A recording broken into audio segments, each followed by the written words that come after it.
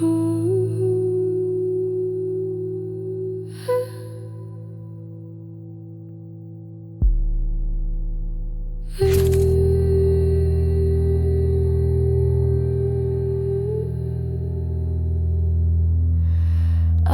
Selfie ist schön. Man kann sich selbst sehen.